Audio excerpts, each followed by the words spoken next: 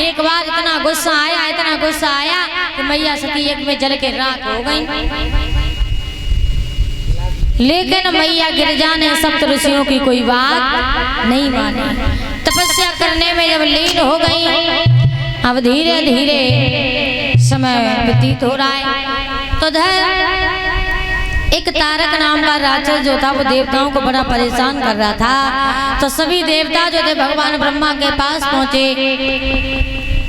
तो भगवान ब्रह्मा ने जवाब दिया, हे देवताओं चिंता न करो, जब भोले बाबा और मैया पार्वती की शादी होगी, जिनसे लड़का होगा कार्तिकेय, तो उसके हाथों से इस राक्षस का वध होगा। अब उधर भोले बाबा समाधि में लीन है, तो कामदेव जो था ये समाधि खुलवाने के लिए वहां से आगे बढ़ा। देखा भोले बाबा समाधि में लीन है, तो खड़ा हो गया, तरह तरह के नाटक करने लगा, प्रयास करने लगा भोले बाबा की आंखें खुलवाने के लिए। लेकिन भोले बाबा अपनी आंखें नहीं खोल रहे। तो कामने बहा कर जाते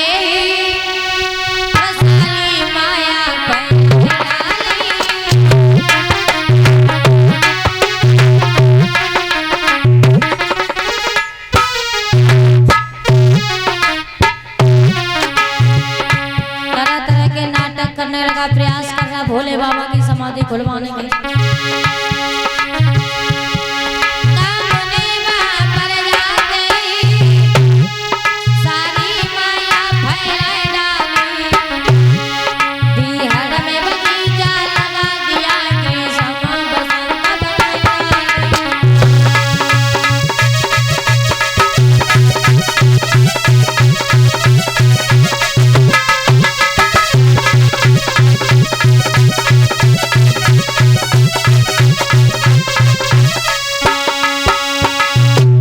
तरह तरह के प्रयास करने लगा है, लेकिन भोले बाबा अपनी आंखें नहीं खोल रहे। अब तो कामदेव बड़ा परेशान, बोले क्या करें जिससे भोले बाबा की समाधि खुल जाए। तो आज कामदेव ने धनुष के ऊपर बाण को चढ़ाया। धनुष के ऊपर बाण को चढ़ाया और भोले बाबा के ऊपर निशाना लगाया।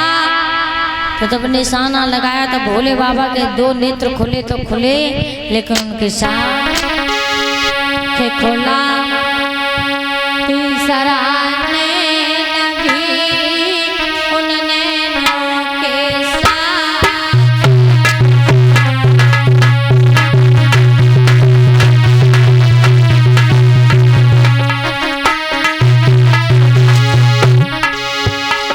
अरे खुला तीसरा नैन भी उन नैनों के साथ,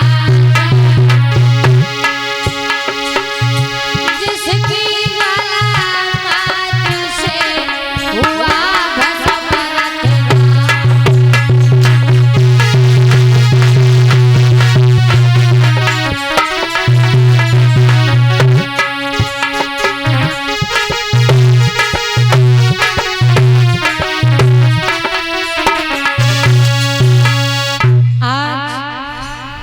भोले बाबा के ऊपर निशाना लगाया। तो भोले बाबा के दोनों नेत्रों के साथ ही साथ तीसरा नेत्र भी खुल गया, जिससे कामदेव जो था वो जल करके राख हो गया। जब कामदेव जल के राख हो गया तो कामदेव की पत्नी रति रोने लगी। जवाब दो प्रभु, हमने ऐसे कौन से पाप किए, तो कौन सी गलती कर दी थी जिसकी सजा आपने हमें इतनी बड़ी दी। एक पति के अलावा मेरा इस दुनिया में कोई नहीं था, लेकिन आपने मेरे पति को मुझसे छीन लिया। भोले बाबा ने समझाया, रति रोबो ना, तुम्हारा पति मर के भी अमर है, लेकिन बिना शरीर के। लेकिन तुम चिंता न करो, हम तुम्हें वचन देते हैं, हम तुम्हें वचन देते हैं कि द्वापर में जाके तुम्हारे पति से तुम्हारी मुलाकात होगी।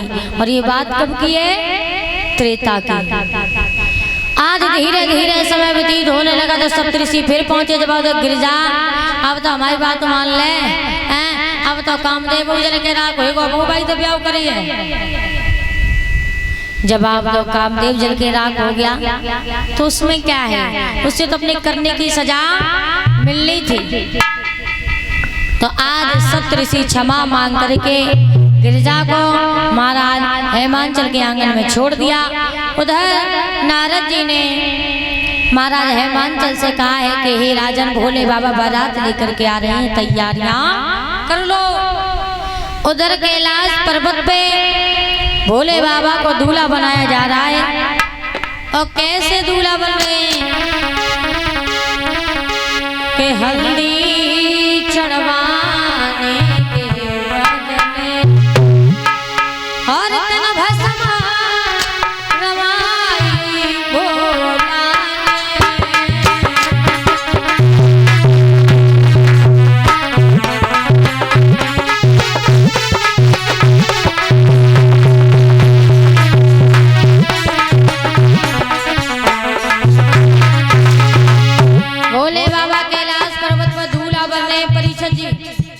और दूल्हा ऐसे बन रहे हैं कि हर के समाज में जब लड़का है लड़की की शादी होती है, शरीर पे क्या लगाया जाता है?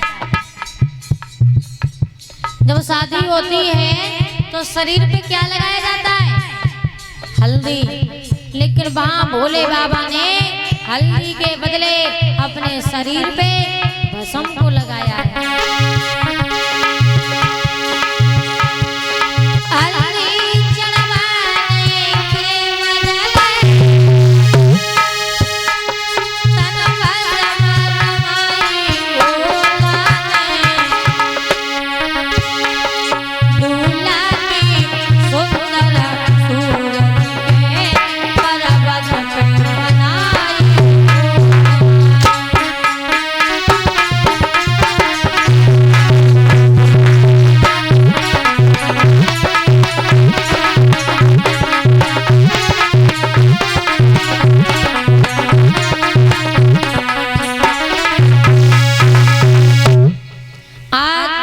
हल्दी के बदले भोले बाबा ने अपने शरीर पे भस्म को लगाया। जब कैलाश पर्वत पे कुछ था नहीं तो नागनिया का उन्होंने कंकन बनाया और ऐसे दूल्हा बने तो देवियों ने निहारा तो जब क्या सुंदर दूल्हा बनाया, इतना सुंदर दूल्हा हम पहली बार देख रहे हैं। और गीत गाने लगे, ताली बजा के सभी लोग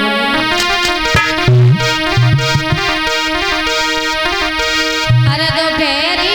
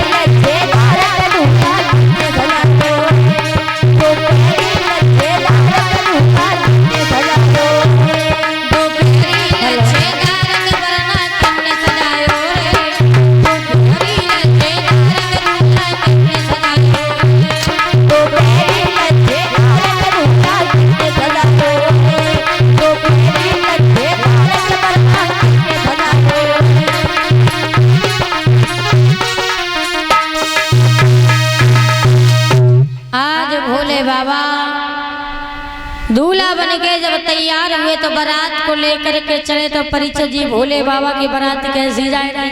भूत प्रेत वाली, भूत प्रेत वाली भोले बाबा की बारात जा रही। काऊ के हाथ नाई और काऊ के पैर नाई, काऊ के पेट नाई और काऊ को मुड़ई मुड़ुए सब लुढ़कत वो कैलाश पर्वत से जा रहे हैं। ऐसी बारात भोले बाबा की जा रही है तो गांव के बाहर बारात को रोक दिया।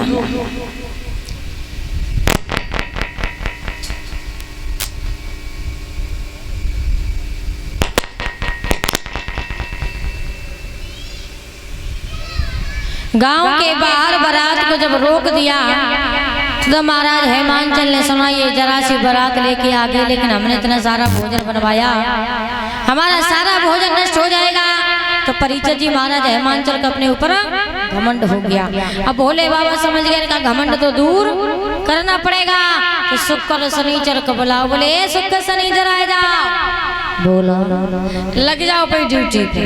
ठीक है। आज शुक्र शनिचर आंगन में पहुंचे तो मैया मैना ने जवाब दिया, ला शनिचर का खाइयो, बताओ जो खाओ सोई चीज मंगवाई जाए। का बनो तुम्हारे घरे? सब कुछ बनवाया। का बनवाया? अरे जो बारात में बनता वो सब कुछ बनवाया। तुम ये बताओ तुम खाओगे क्या? तो सबई ले आओ, कई की चीज खाए सब ले आओ, जो बनाऊंगा तो सब खाए जाइयो, सब खाए जाइयो। बच्चों पेट तुम्हारा इतो सो तुम सब खाए जाइयो। है तो मैंने जो पेट के भीतर कुआ है हम सब पचाई जाइए, सब खाए जाइयो। कहो तो तुम्हें खाए ले। तो जब तो बताओ का खाइयो। देखो हाँ तुम्हारे जितने बरेती आए, जितने परिवार आए, जितने रिश्तेदार। एक बात बताओ, तुम्हें रिश्तेदार घरवारी थे और परिवारी का मतलब तुम्हें खाना मतलब खाना। सुनो तो पहले मेरी बात सुनो। हाँ बोलो। रिश्तेदार बरेतिया घरेतिया गाँव आए, तुम हेमांचल गिरजा को छोड़ के तुम्हारी नाइन और नाऊ को और तुम्हारे गांव वाले जितने हैं सबे खाए दानिये का ना। चल ए लला शुक्र तुम बताओ तुम का खाइए? तो भैया तो सर रही है। हाँ देखो तुम्हारे घरे जितने तो और जितने भैया खाइए तो भैया खाइए। क्या मतलब तू भैया खाई दे? जी कम से कम बहुत पागल है। तुम तो बड़े भूरी। Same to you. आज शुक्र शनिचर को भोजन कराने के लिए बैठा है तो मैया मैना ने जवाब दिया, लल्ला बताओ का खाइयो? वही चीज लल्ला लड्डू ले या बापू ले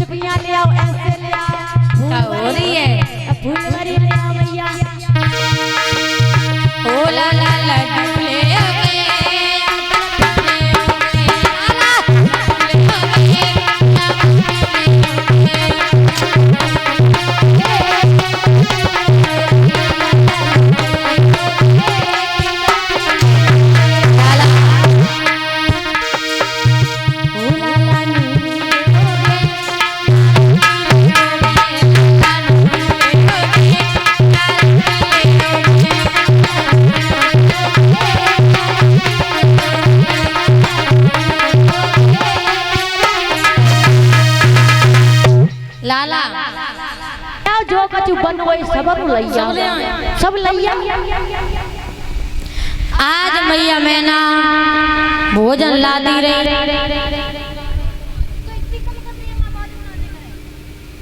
ऐसा भैया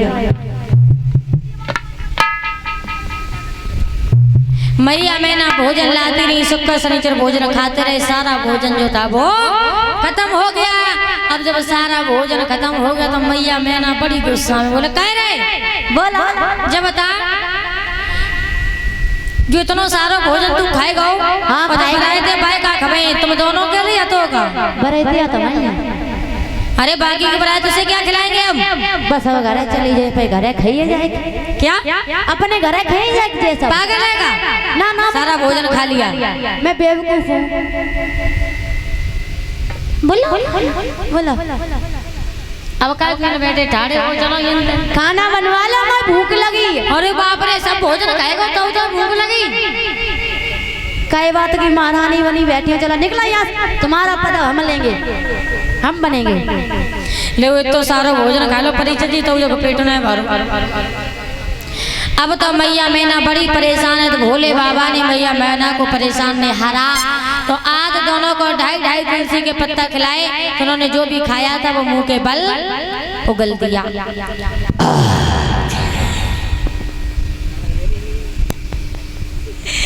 लला ओ मैया और कुछ कहियो मैया फरिया लाला अरे काय उठी बैठे और काय लेके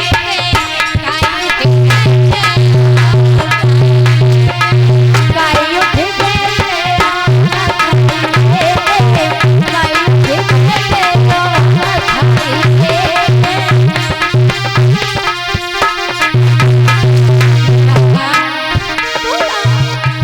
अरे काय उठी बैठे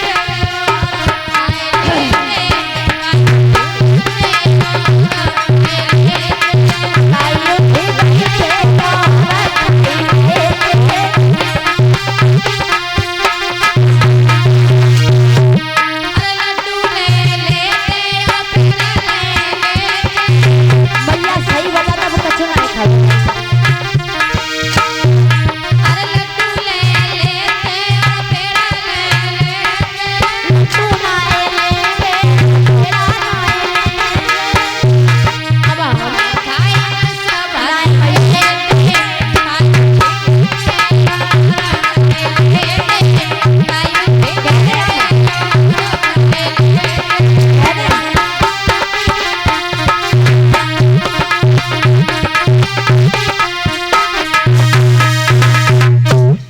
लल्ला ओह मैया काय कट गए थोड़ो एक लड्डू ही ले लो मैया अब कछु नहीं खाई अरे नेक ले लो नेक मैया अरे इतनी भाई पेट में इतनी उसन नहीं अरे नेक इतनी उसन नहीं जे एक तुम्हें पेड़ा ले लो एक पेड़ा मैया इतनी उसन नहीं पेड़ा तो बहुत दूर रही अगर सने होती तो हम तुम्हें पचाई जाते मैया आ बनाए कछु कहीं अब हम जाए रहे महाराज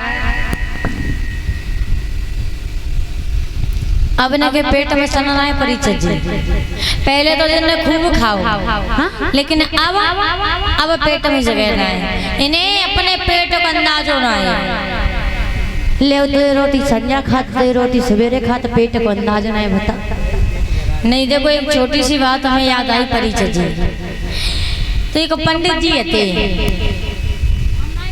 तो वो गए दावत में और 13वीं थी सो पंडित जी गए दावत में सो दावत के लिए जो लाइन थी हम बैठ गए अब भैया पसंद वाले आए उन्हें खाना दो तो पहले तो 2 पूड़ी आई और 2 लड्डू आए तो उन्हें खाए लो बोले लला और लड्डू मिले तो 2 लड्डू और दे दे और मतलब खाते रहे उन्हें अपने पेट का कोई अंदाजा नहीं है खाते रहे तो परिचय जी पेट होगा इतो खात खात पेट इतो होगा अब तो पंडित जी बड़े परेशान है अब तो भैया ना तो पर हो जाते ना ठाड़ो हो जाते ना बैठे चैन अब तो बड़े परेशान है अब डॉक्टर को बुलाओ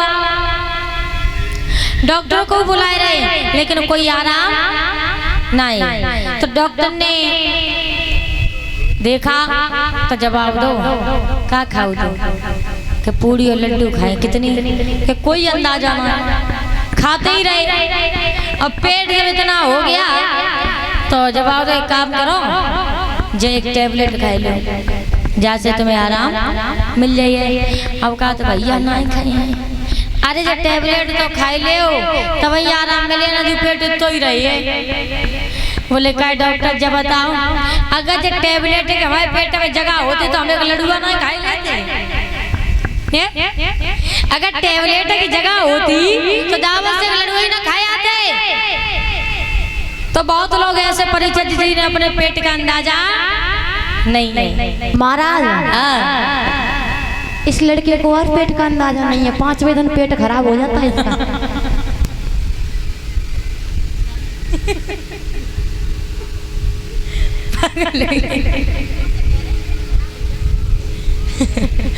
बोलिए गोविंद भगवान की।